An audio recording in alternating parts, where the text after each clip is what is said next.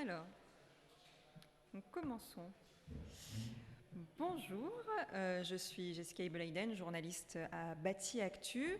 Et alors, pour continuer cette journée des assises du logement, nous allons évoquer l'accès au numérique. C'est devenu un marqueur fort de développement des territoires, encore plus depuis la crise sanitaire et le déploiement à grande échelle du télétravail et de l'école à distance. Et durant cette période, l'accès ou non à un bon réseau mobile et fixe a parfois pu creuser certaines inégalités et la fracture numérique qui en résulte. Cet accès sert plus que jamais d'élément déterminant dans l'attractivité d'un territoire. Et la problématique, finalement, n'est pas nouvelle. Depuis combien d'années parle-t-on, en effet, de mettre fin aux zones blanches ? Et afin d'y mettre un terme définitif, les ambitions du plan France Très Haut Débit ont, au fur et à mesure, été rehaussées, puisqu'il s'agit en effet désormais de généraliser la fibre optique sur l'ensemble du territoire. Et côté mobile, en 2018, un New Deal entre le gouvernement, le régulateur et les 4 opérateurs a également défini l'objectif de généraliser et garantir une couverture de qualité en 4G pour l'ensemble de la population. Alors, où en sommes-nous de ces déploiements? Quelles sont les obligations des opérateurs? Quels sont les enjeux pour les territoires et comment participent-ils à ces plans? C'est ce que nous allons voir tout de suite avec nos 2 invités. Zakaria Alayan, qui dirige les plans France Très Haut Débit et France Mobile à l'Agence nationale de cohésion des territoires. Bonjour. Et monsieur Michel Sauvade, maire de Marsac en Livradois, vice-président de l'Association des maires des maires de France, c'est ça? Non, des maires du Puy-de-Dôme, c'est bien assez. C'est déjà pas mal. Mais par contre, coprésident de la commission numérique de l'AMF. C'est bien ça, merci. Alors pour commencer, monsieur Alayan, pourriez-vous nous faire un état des lieux de la couverture mobile et fibre en France, s'il vous plaît? Très bien, écoutez, bonjour à tous. Avant tout, merci de nous accueillir, merci de nous inviter à... Alors attendez, comment on change les slides? Voilà, vous avez nos photos là. Donc, merci de nous inviter, merci de nous donner l'opportunité d'échanger avec vous. En tout cas, pour ce qui me concerne, j'ai préparé quelques transparents, enfin quelques slides. L'essentiel étant les échanges et les questions que vous pourriez avoir. Donc j'essaie de vous présenter les choses de manière rapide. Donc, j'appartiens à l'Agence nationale de la cohésion des territoires. Donc c'est une agence de l'État qui vise à garantir l'accès au numérique à tous nos concitoyens. C'est ça notre rôle. Donc dans toutes les missions que l'on a, il y a celle-ci. Et j'ai la chance de diriger les 2 programmes sur les questions de l'infrastructure numérique. Le programme de déploiement de la fibre et le programme de la couverture mobile. Et tout ça est cohérent parce que c'est l'accès au numérique et c'est vraiment ce qui nous intéresse. Dans la présentation, je vais commencer par ce qu'on appelle le plan France Très Haut Débit, qui est le déploiement de la fibre, et ensuite je parlerai du mobile. Alors, vous l'avez dit il y a quelques minutes, il y a une ambition. Il y a une ambition qui nous est donnée, en fait. Ce sont des objectifs présidentiels qui nous sont donnés à nous, à NCT.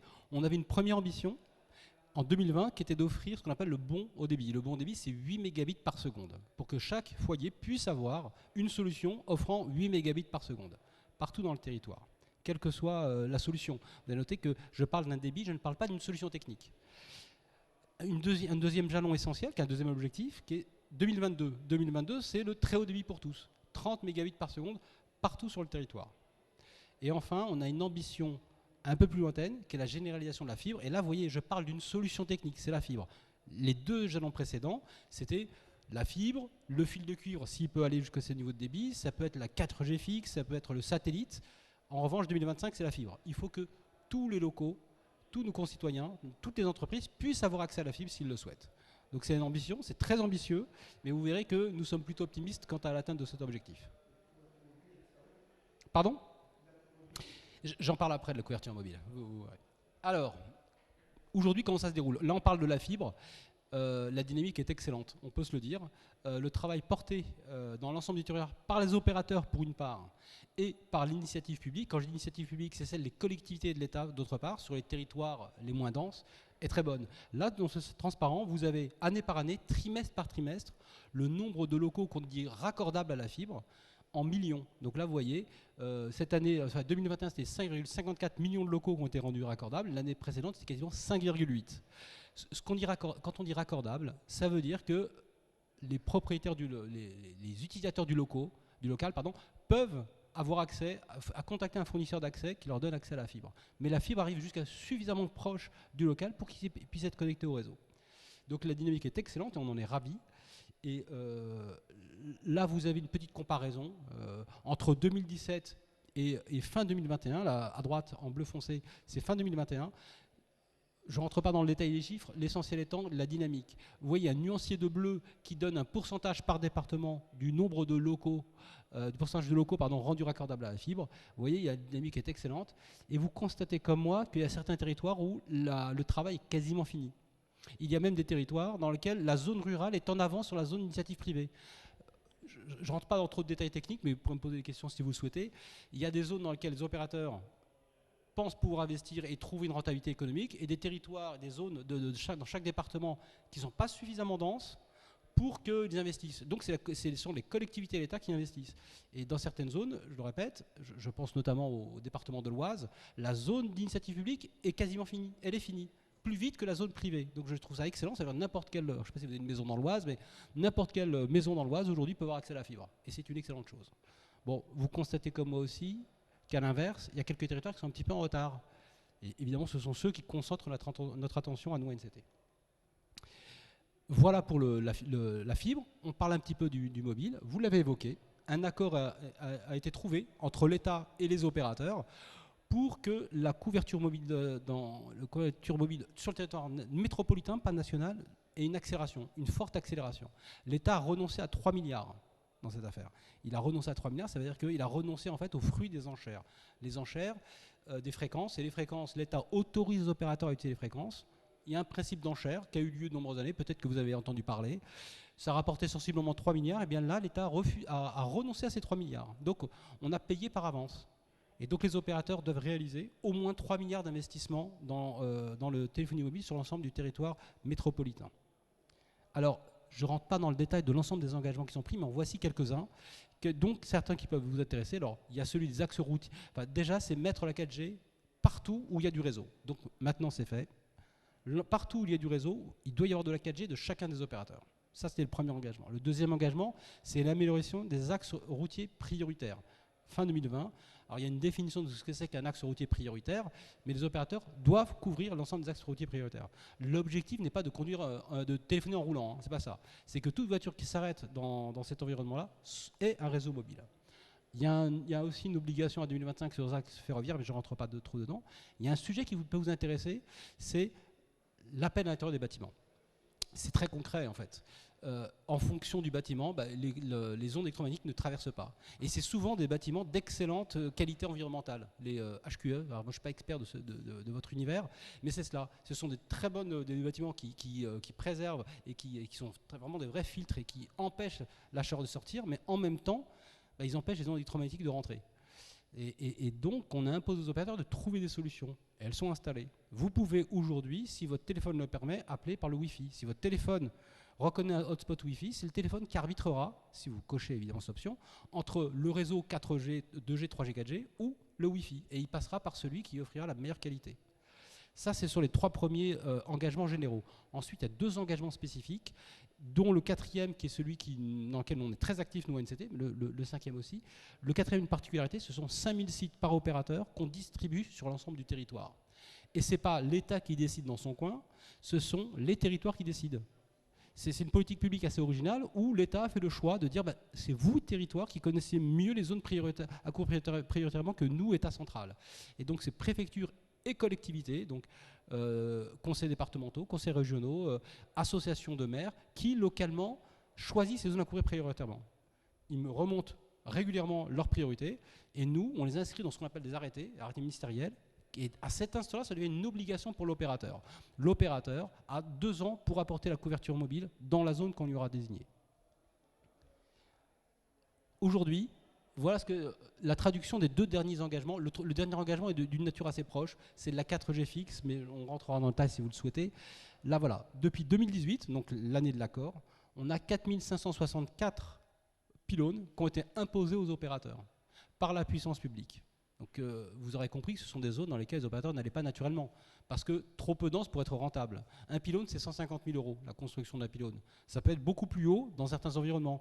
En environnement montagneux, ça peut monter à plusieurs centaines de milliers d'euros. Ne serait-ce que le raccordement électrique, de manière très concrète. Hein. Si vous devez raccorder électriquement un pylône qui est dans une zone difficile d'accès, eh bien, ça devient excessivement cher. Eh bien, notre engagement, l'accord obtenu, ne fixe pas de limite à l'engagement financier des opérateurs. Si un territoire décide, choisit une zone prioritaire, même éloignée, et qu'on l'inscrit dans un des arrêtés, l'opérateur doit la couvrir en 24 mois. Sur les 4564 pylônes, il y a un peu plus du tiers qui aujourd'hui est déjà en service. Pourquoi cet écart? C'est les 2 ans que j'évoquais. Ces 2 ans, à l'instant où l'obligation émerge, ils ont 2 ans pour apporter une couverture.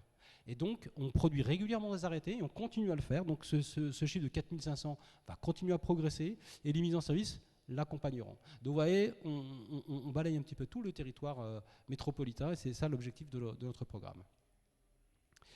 Un dernier slide. Là, c'était juste une petite information. Vous voyez l'évolution de la couverture 4G sur l'ensemble du territoire national entre 2017 et 2021.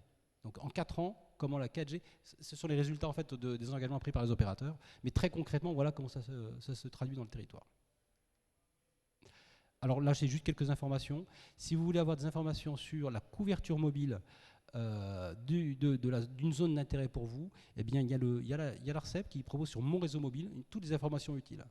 Si vous voulez savoir où sont les pylônes, quel opérateur sur quel pylône, le site de l'ANFR est parfait pour ça. Donc ça, c'est pour le mobile.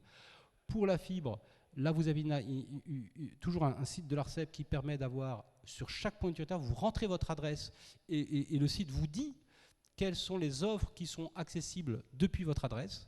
Et enfin, j'ai mis notre adresse, notre site internet, aménagement-numérique.gouv.fr, dans lequel vous trouvez tous nos dispositifs et tout ce que j'ai pu vous présenter en quelques minutes, dans beaucoup plus de détails. Voilà, j'en dis pas plus, je vous laisse la parole. Merci Monsieur Alayan. Avec vous, Monsieur Sauvat, du coup, maintenant, on va voir le point de vue des collectivités, le rôle des collectivités dans ces plans et dans ces ambitions. Tout à fait.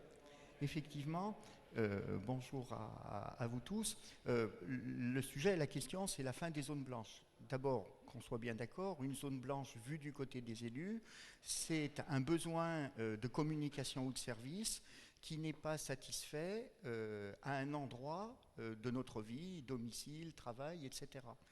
À ce titre-là, j'en profite pour rappeler que s'il existe des zones blanches en termes de téléphonie, les communes de France, elles, couvrent 100% du territoire.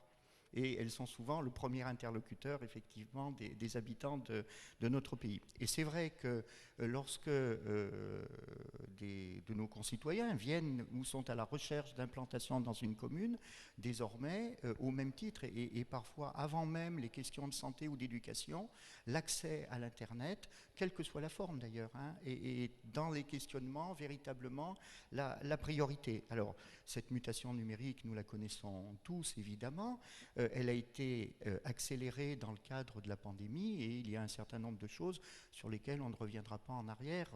Il y a 3 ans, je n'aurais pas tenu depuis ma chambre d'hôtel à Paris une visioconférence avec le conseil départemental du Puy-de-Dôme ce matin pour pouvoir être en présentiel avec vous aujourd'hui. Ça se traduit naturellement par des changements multiples et très forts dans notre vie quotidienne, aussi bien dans notre travail que dans notre santé ou dans les démarches administratives. Et je voudrais vraiment attirer votre attention sur l'évolution des services, qui est une évolution des services en direction de la mobilité.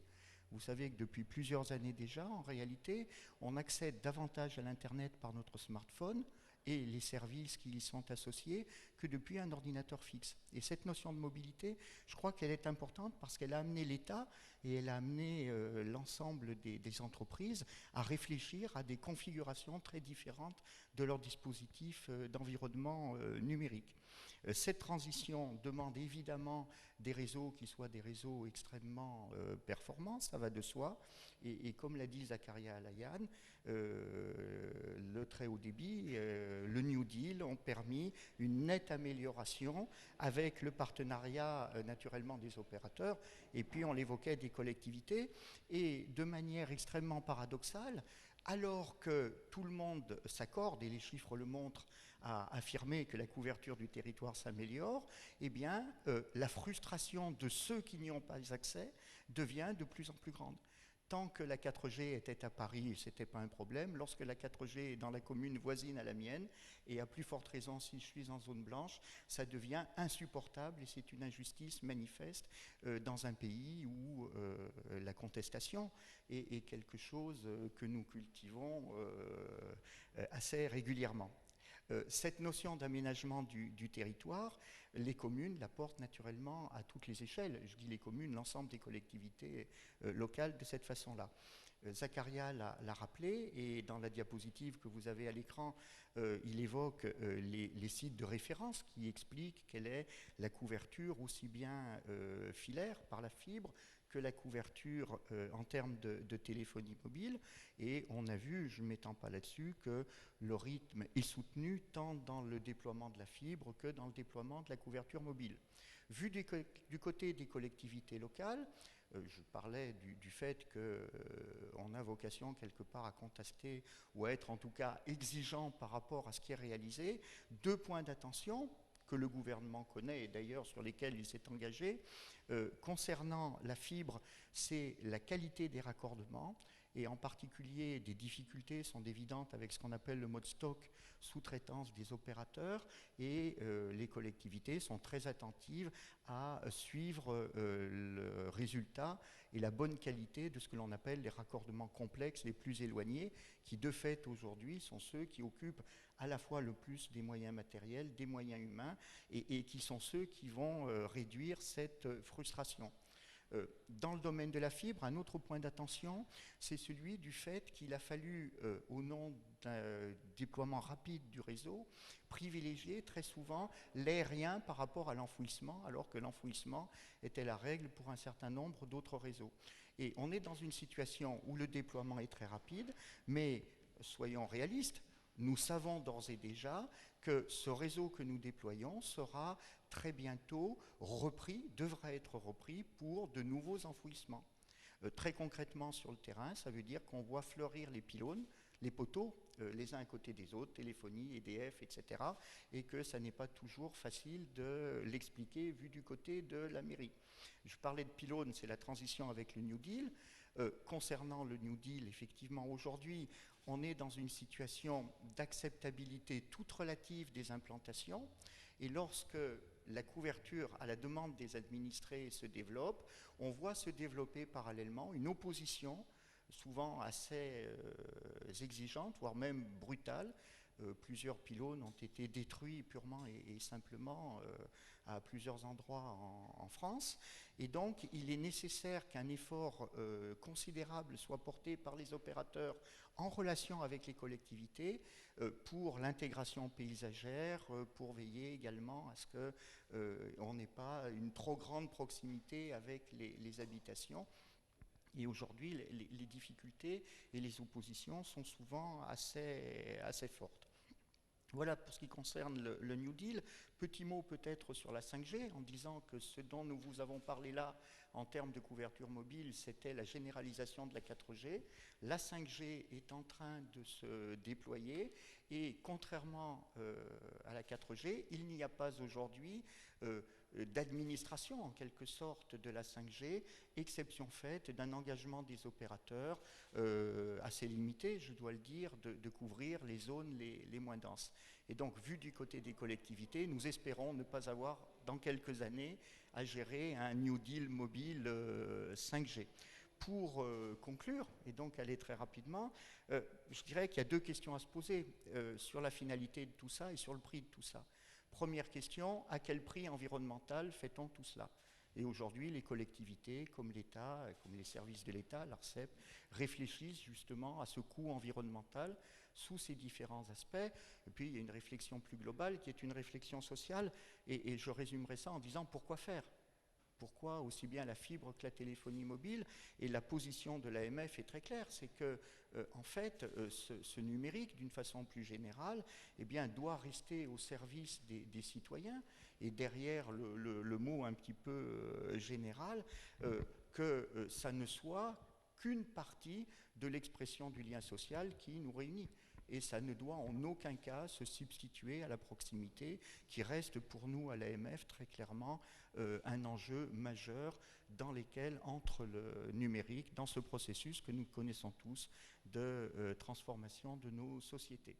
Je vais essayer d'être très rapide. Merci. Avant de passer aux questions de la salle, j'avais moi-même une question. On le voit, donc, malgré le fait que le numérique est presque devenu un bien de première nécessité au même titre que l'électricité ou l'eau, il n'est pas finalement... il continue à y avoir quand même des oppositions et des points de blocage, et notamment, on l'évoquait avec la question de ces raccordements complexes.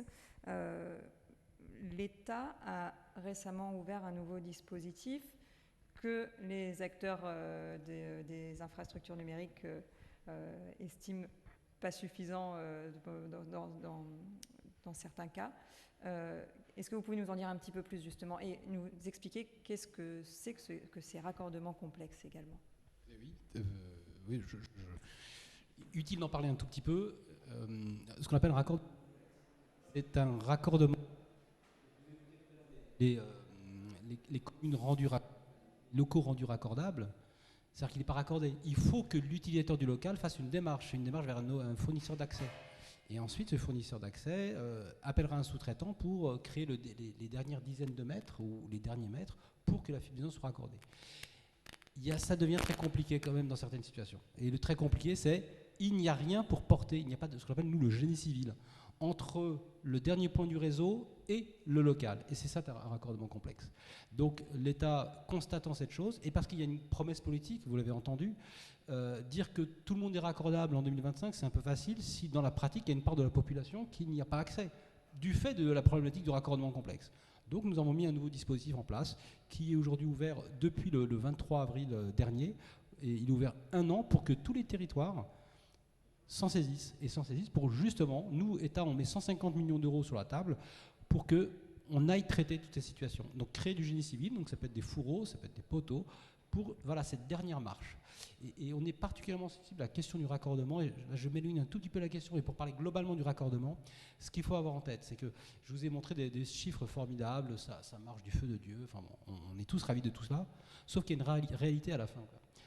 La réussite de tout ce que l'on mène, nous, collectivités, c'est pas à nous de dire que c'est une réussite, c'est à nos concitoyens. Et à quel instant nos concitoyens sont confrontés à la réalité de nos projets? C'est le jour où la fibre arrive chez eux, quoi. Si les choses sont mal faites, eh bien, ça sera un échec. Enfin, pour des questions de raccordement complexe ou des questions de mode stock, enfin, Michel l'évoquait il y a quelques minutes, voilà, c'est la perception de nos concitoyens de tout ce que l'on fait, c'est cette dernière étape. Si on ne la réussit pas, ça sera un échec de notre programme. Si je peux me permettre de compléter la réponse, cet enjeu du dernier kilomètre, parce que finalement c'est cela qu'on retrouve ici, c'est la préoccupation au quotidien des collectivités et tout particulièrement des communes. Notre travail est d'aller le plus loin possible dans notre territoire. Avez-vous des questions dans la salle?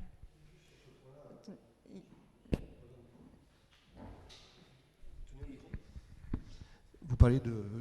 ce qui compte à la fin, c'est la satisfaction des usagers. Donc comment vous la mesurez? Est-ce qu'il y a des choses qui sont mises en place? Dans le bâtiment, nous, on va faire des enquêtes de satisfaction, quantitatives, qualitatives, etc. Est-ce que vous avez ça sur la fibre? Alors, sur la fibre aujourd'hui, non, parce que c'est un petit peu particulier, c'est une politique publique que l'on porte avec les collectivités. On encourage chacune des collectivités à mener ce genre de travaux de satisfaction. En revanche, sur le mobile, on le fait. Et en fait, il nous est difficile d'interroger chacun de nos concitoyens, mais pour nous, le point d'entrée pour nous auprès de chacun de nos concitoyens, c'est le maire, en fait. C'est le maire qui est le premier maillon dans notre organisation territoriale.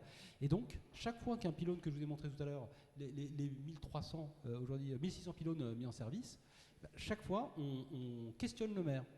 On leur demande, dites-nous, qu'est-ce que ça a changé chez vous? Est-ce que vous êtes satisfait? Est-ce que ça colle à ce que vous souhaitiez? Est-ce qu'il y a des écarts par rapport à ce qu'on vous avait annoncé? Parce qu'il peut y avoir aussi cela. On peut annoncer à la maire une couverture mobile formidable, et en fait, le constat est fait que finalement, ce n'est pas exactement ce qui lui était promis ou ce qu'il attendait.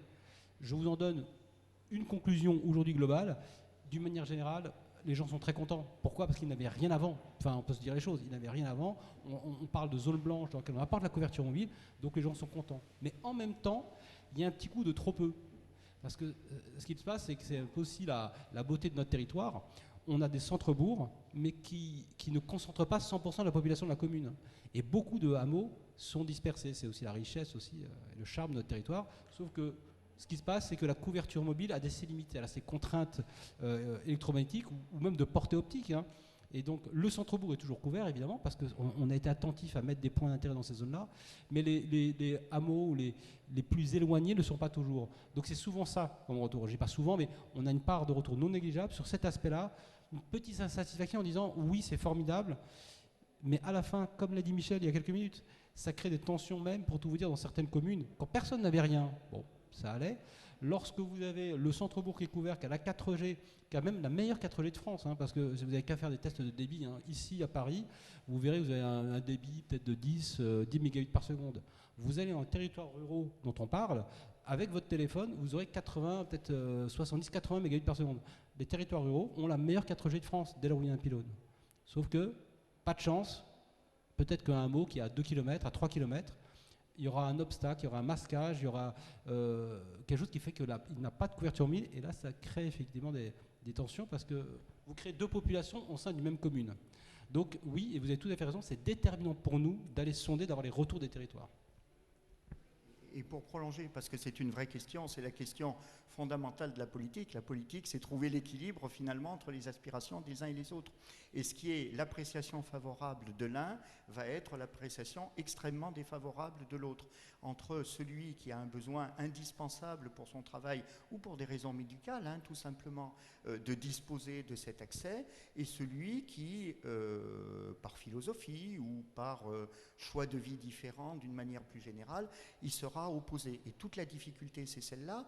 Les instruments de mesure dont on dispose au niveau des communes, eh bien, ce sont les oppositions qui peuvent se manifester à l'implantation, ou bien ce sont également les demandes qui sont faites dans les mairies pour l'amélioration de la qualité de la couverture mobile. Ce qu'il faut noter aujourd'hui, c'est qu'il devient plus difficile de concilier les uns et les autres parce que les exigences économiques se font plus pressantes avec les contraintes de dématérialisation. Aujourd'hui, si vous voulez acheter en ligne, vous avez besoin d'un smartphone pour avoir la confirmation, hein, la plupart du temps. Et en sens inverse, je suis moi-même président du Comité national de dialogue sur l'exposition du public aux ondes électromagnétiques. Il y a des oppositions qui se manifestent très fortement et qui peuvent être extrêmement radicales par rapport à ça. Donc oui, il y a des éléments de mesure, sachant qu'un élément de mesure peut être aussi indirect, c'est-à-dire que quand une antenne s'installe et qu'on n'entend rien ou qu'on ne voit rien, ça veut dire que c'est validé totalement par la population. Vous êtes d'accord avec moi que c'est un peu faible comme mesure? Oui, mais si vous voulez que les élus ne soient pas forcément de mauvaise foi, vous n'allez pas vous en sortir. Non, mais très sérieusement, la mesure, objectivement, est là. Hein. Non, mais on l'a sur le mobile. On a un taux de satisfaction. Dans toutes les industries, on a des taux de satisfaction. On l'a sur le mobile. Donc, est-ce qu'on pourrait l'avoir un jour sur la fibre? Parce qu'aujourd'hui, je ne parle pas des zones blanches, hein, je parle des zones très très bien couvertes. Le taux de satisfaction est très très bas. Parce que vous avez tous vu les plats de nouilles qu'on a dans les locaux.